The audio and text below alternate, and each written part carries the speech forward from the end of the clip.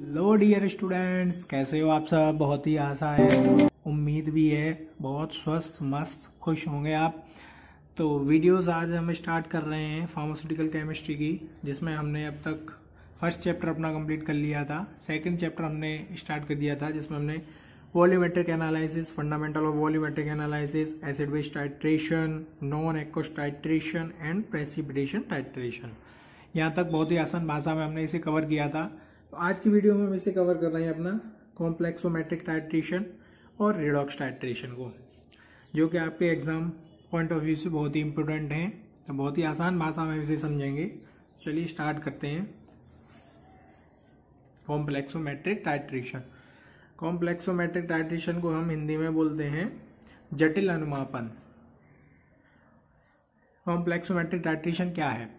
Complexometric titration, it is a type of titration, ये एक type है टाइट्रेशन का, इन विच जिसमें the formation of A colour complex, ये फॉर्म करता है कलर कॉम्प्लेक्स को, इज यूज टू, इसका यूज हम करते हैं इंडिकेट द एंड पॉइंट, यानी एंड पॉइंट का पता लगाने के लिए हम इसका यूज करते हैं। It is particularly used for the determination of mixture of different metal ions in solution.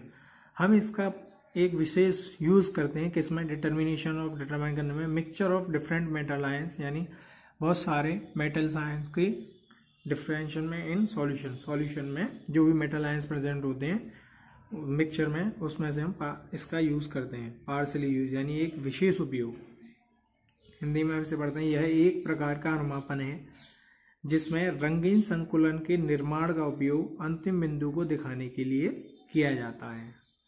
यानी जो एक ये अनुमापन है जिसमें हम रंगीन संकुलन यानी कलर कॉम्प्लेक्स जो बनाते हैं, उसका हम उपयोग अंतिम बिंदु को दिखाने के लिए, एंड पॉइंट को शो करने के लिए करते हैं।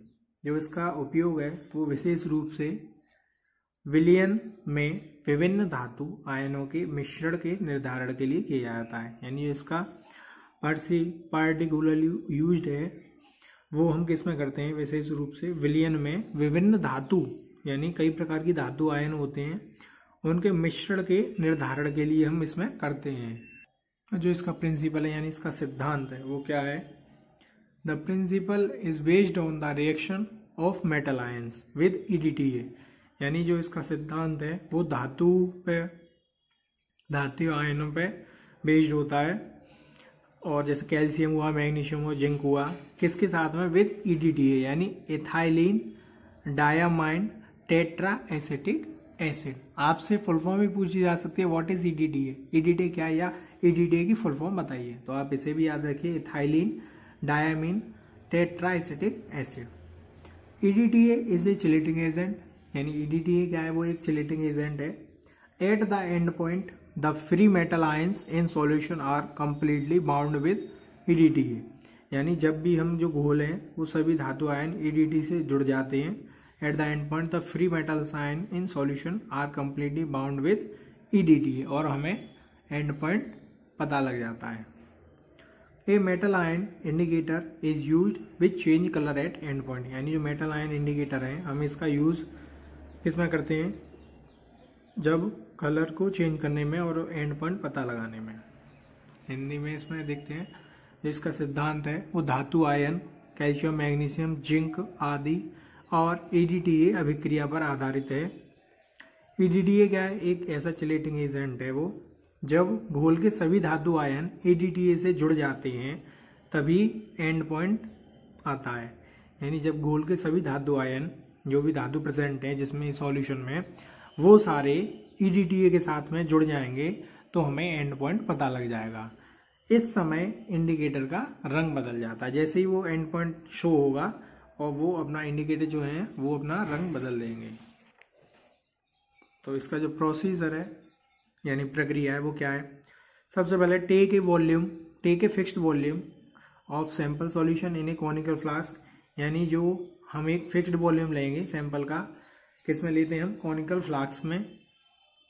सेकेंड है add about 2 ml buffer solution, और इसमें हम 2 ml बफर सॉल्यूशन को ऐड करते हैं जिससे pH उसका 10 हो, हम उसे मेंटेन करके चलेंगे। एड 2 से 3 ड्रॉप ऑफ इंडिकेटर, यानी 2 से 3 बूंद हम इंडिकेटर का यूज करते हैं। सॉल्यूशन बिकम वाइन रेड, यानी जो सॉल्यूशन है वो लाल हो जाए थोड़ा।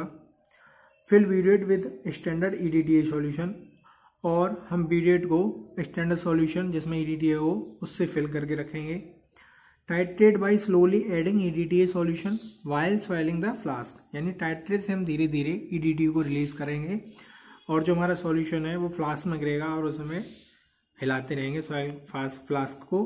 और नेक्स्ट है continue till the colour change from wine red से प्योर ब्लू, यानी जो हम इसमें कंटिन्यू करेंगे तो कलर चेंज होगा, कलर चेंज होने पर वाइन रेड से वो प्योर ब्लू हो जाएगा। और नोट द ब्यू रीडिंग, आप उस रीडिंग को नोट कर सकते हैं। वॉल्यूम ऑफ EDTA यूज्ड, यानी आपने जितना भी जो वॉल्यूम में यूज किया EDTA का, आप उसकी रीडिंग को नोट कर सकते हैं और आपको अपना एंड पॉइंट पता चल जाएगा। हिंदी में उसे देखते हैं, यानी जो कॉनिकल फ्लास्क है जिसे हम शंक्वाकार फ्लास्क बोलते हैं, शंक्वाकार फ्लास्क में नमूना घोल लें, यानी 25 ml जितना भी आपको स्टैंडर्ड हो वो आप ले सकते हैं। फिर उसमें 2 ml बफर सॉल्यूशन डालें। बफर सॉल्यूशन डालने के बाद आप 2 से 3 बूंद इंडिकेटर मिलाएं, इंडिकेटर यूज करें, जो कि इंडिकेटर डालने पर आपका घोल वाइन रेड हो जाएगा। फिर आप ब्यूरेट में स्टैंडर्ड EDTA सॉल्यूशन भरें। EDTA सॉल्यूशन भरने के बाद आप ब्यूरेट से धीरे धीरे सॉल्यूशन यानी EDTA सॉल्यूशन को वो स्लोली रिलीज करें, यानी धीरे धीरे उसे निकलने दें।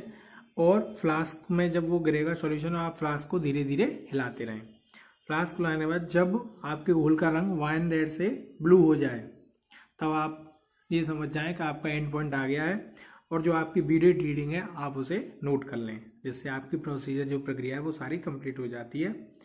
अब इसमें हम नेक्स्ट देखते हैं एप्लीकेशंस, यानी इसके क्या उपयोग हैं। डिटर्मिनेशन ऑफ वाटर हार्डनेस, यानी हम इसमें पानी की कठोरता का निर्धारण करते हैं। Estimation of metals in pharmaceuticals, यानी औषधियों में जो धातु आयन होते हैं हम उसका परीक्षण करते हैं इसमें। Determination of metal ions in Alois, यानी मिश्र धातु, जैसे हम एलॉयस को हिंदी में बोलते हैं, मिश्र धातु में हम धातु आयनों का विश्लेषण करते हैं। और यूज्ड इन एनवायरमेंटल एनालिसिस, पर्यावरण के जो नमूने होते हैं उसकी जांच में भी हम इसका यूज करते हैं। किसका यूज करते हैं हम? कॉम्प्लेक्सोमेट्रिक टाइट्रेशन का।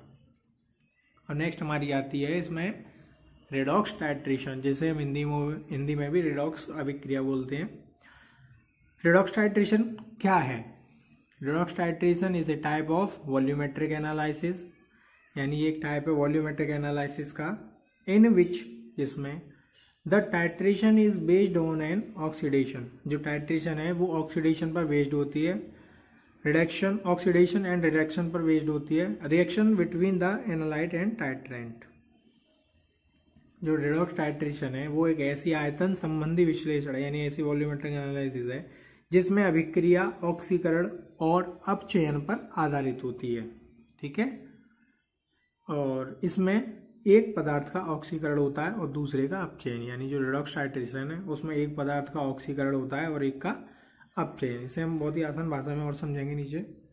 जिसका प्रिंसिपल यानी सिद्धांत है वो क्या कहता है? In redox titration one substance get oxidise, यानी loss electron, and the other gets reduce gain electron, यानी जो रेडॉक्स टाइट्रेशन में जो पदार्थ का हम ऑक्सीकरण करते हैं, यानी इसमें एक पदार्थ का ऑक्सीकरण होता है यानी इलेक्ट्रॉन को वो खोता है, और दूसरा अपचयन यानी इलेक्ट्रॉन प्राप्त करता है।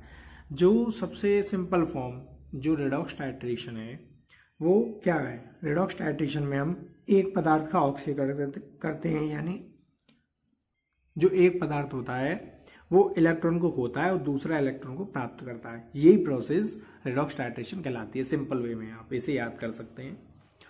तो जो इसका प्रोसीजर है वो है take a fixed volume of analyte solution in a conical flask, यानी एक जो फ्लास्क है कॉनिकल फ्लास्क में हम एक फिक्स्ड वॉल्यूम एनालाइट सॉल्यूशन लेंगे। उसके बाद उसमें ऐड डाइल्यूट यानी H2SO4 इसमें डाइल्यूट हम ऐड करते हैं। Fill burette with standard titrant, यानी जो ब्यूरेट है हम उसे स्टैंडर्ड टाइट्रेंट से फिल करेंगे। एग्जांपल जैसे KMnO4 आप ले सकते हो।